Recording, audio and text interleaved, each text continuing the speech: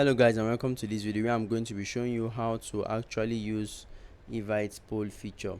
So for some of us who do not know, Evite has this feature where you can actually create a poll on a particular event.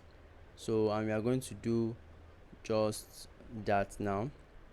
So the first thing you have to do is to go to your event section, or you can just create a template. Is in the last section, in the last part of the template that you will do this. But if you've created your template, just click on your profile here, click on my invitations. You will see all the um, invitations you have created. Now, instead of click on this, and then you can edit the details or manage the event. But let's just go to manage the event, click on manage the event.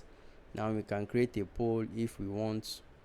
Yes, from this place we can add a poll.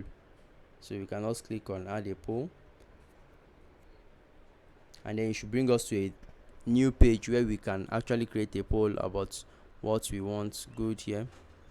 So it has brought us back to the same design section that I earlier mentioned. So create a poll. Good here. So we can, or question, let me ask a question.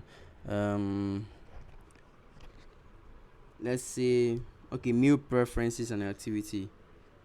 Do you prefer